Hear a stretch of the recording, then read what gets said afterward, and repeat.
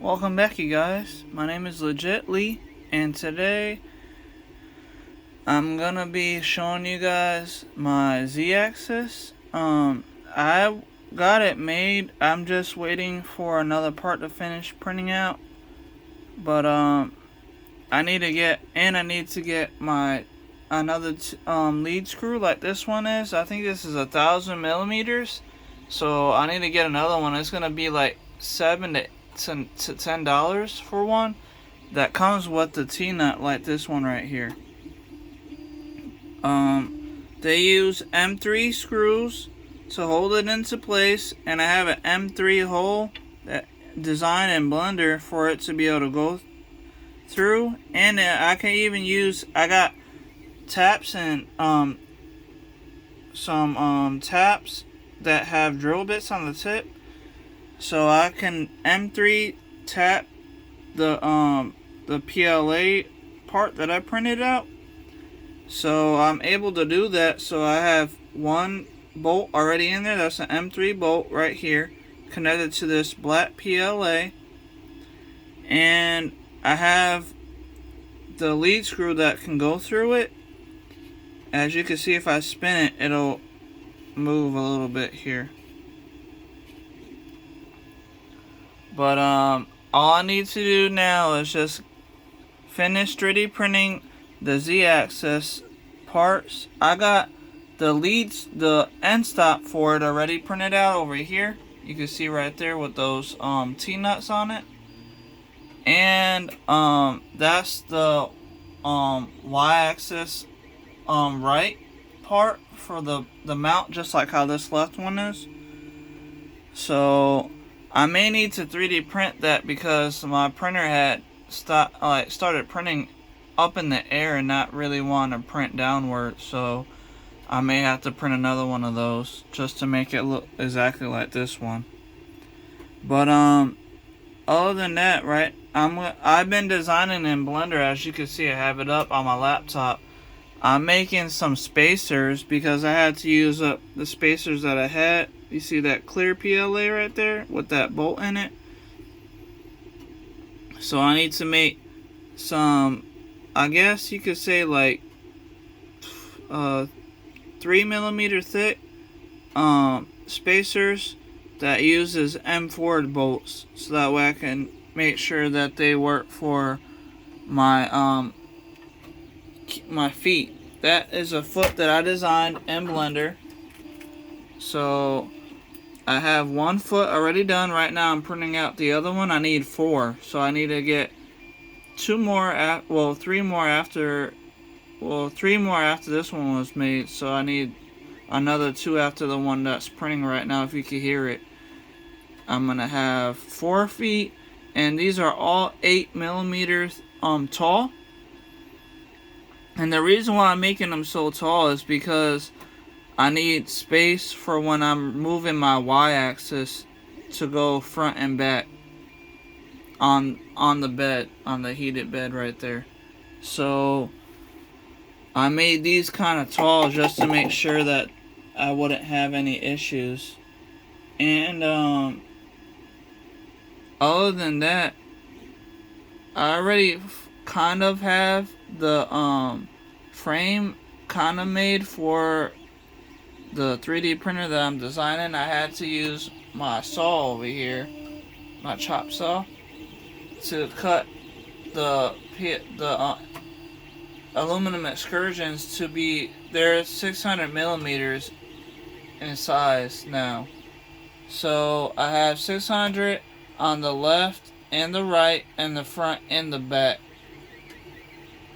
And I have these brackets that attach, but I need to, that's one of the reasons why I need some more spacers, since I'm running out of them. So these spacers right here, they work really well, so I'm designing my own in Blender again, so that way I can have some more spacers. They're basically like washers, but they're just stacked on top of each other a lot to make sure that my M4 screws like this one isn't gonna be too long where it's gonna start trying to stop it from really screwing into aluminum excursion, it's going to get in the way. So I need to make some spacers that are long enough that can go through like these pieces right here. So I'm making it 3 millimeters thick to get to the T-nut. And then once I'm done printing all that out, I'll be able to show you guys the frame fully put together, and hopefully having the Z-axis move up and down and using the end stop, because I have an end stop over here on my, and I have the nuts right here, but they're just not that long for the lead screw. They're only, I think it's 250 millimeters, maybe 300, but other than that, I have an end stop down here too.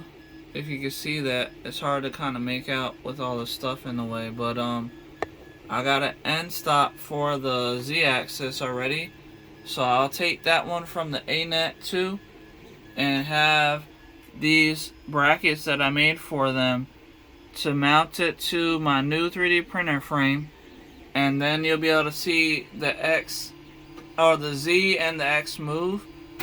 And then I'll start working on the Y-axis to make sure that moves too. And I'm using GT2 belts, like how that one is, for the X-axis that I have here that I already had made in that previous video that I showed you. And I'll be using another GT2 belt and pulley for the Y-axis to move it front and back. The only thing that's using the lead screws is going to be for the Z-axis. I need 2 Z motors, just like how this one is, so that way it can move up and down. So when it's 3D printing, it'll start down first at the floor of the heated bed, and then it'll print upward for whatever you're trying to make, and then it'll stop going up, and then the print would be finished, and then the heated bed will move out of the, like, forward or backwards depending on your 3D printer. And then after that, you'll be done. Then you could peel it off of the bed, just like how I do for all my 3D printed parts. But I hope you guys liked the video. I know it was a lot to explain. I'm sorry if it took too long. I appreciate anybody watching, and stay tuned for part 7. Hopefully that'll be me showing you the Z and the X moving, so that way you guys can see that. And hopefully I'll have the frame all put together, because I did cut the pieces, I just don't have them all mounted because I need those spacers first, because my M4 screws are a little long, so I need to have some spacers to help, so that way I can put the frame completely together.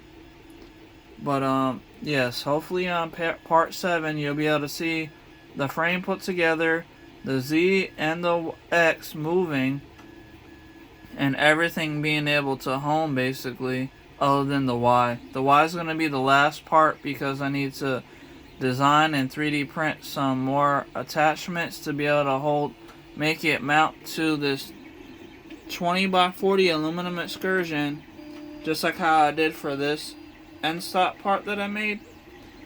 And then I'm going to have to make sure that it has holes that help mount to the heated bed over there. I got the holes already drilled out. I got 4 holes. All I need to do is get the nuts and the bolts put in with some springs to help level the bed. But other than that, that's pretty much it. I just need to finish 3D printing and designing some stuff. And if you guys are interested, or even like what I'm making, or if you want to make one yourself, let me know, and I will definitely post them to Thingiverse for you guys to be able to download for yourself. I'll see you guys in the next video. Thank you for watching. Goodbye.